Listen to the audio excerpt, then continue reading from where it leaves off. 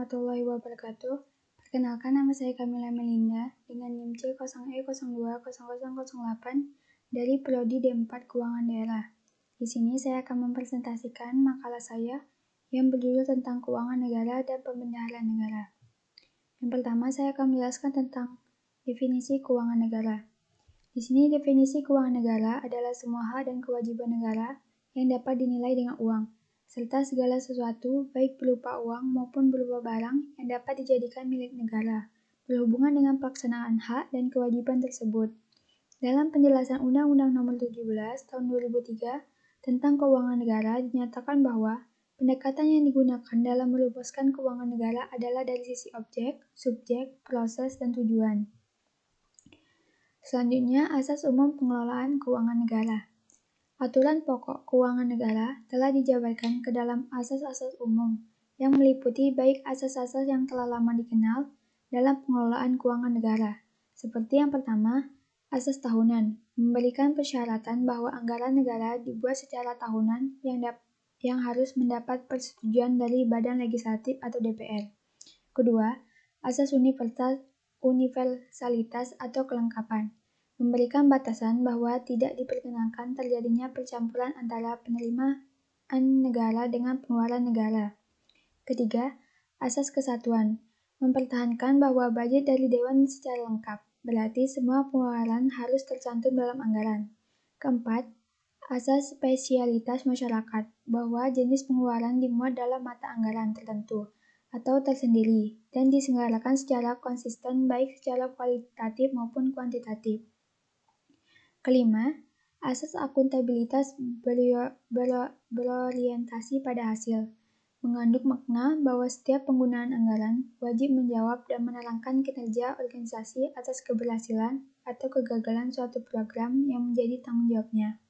Keenam, asas profesionalitas, mengharuskan pengelolaan keuangan negara ditangani oleh tenaga yang profesional.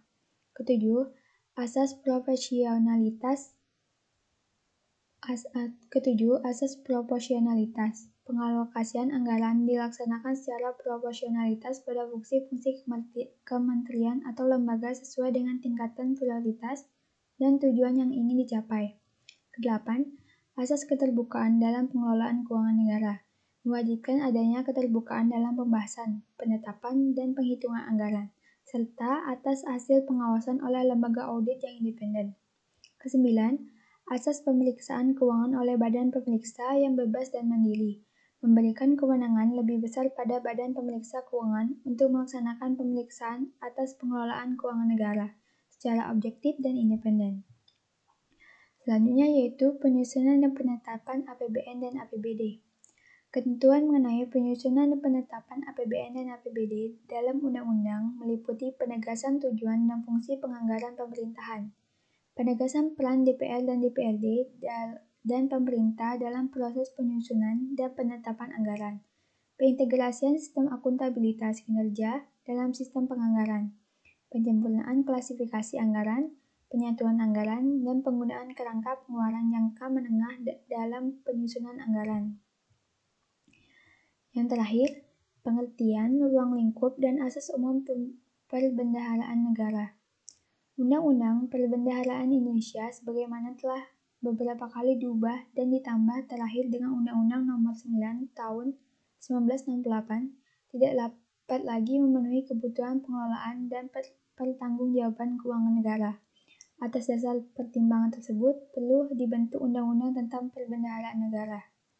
Undang-Undang tentang Perbendaharaan Negara ini dimaksud untuk memberikan landasan hukum di bidang administrasi keuangan negara. Dalam Undang-Undang Perbendaharaan Negara ini, ditetapkan bahwa perbendaharaan negara adalah pengelolaan dan pertanggungjawaban keuangan negara, termasuk investasi dan kekayaan yang dipisahkan, yang ditetapkan dalam APBN dan APBD. Sesuai dengan pengertian tersebut, dalam Undang-Undang Perbendaharaan Negara, ini diatur ruang lingkup dan asas umum perbendaharaan negara. Undang-Undang Perbendaharaan Negara ini menganut asas kesatuan, asas universalitas, asas tahunan, dan asas spesialitas.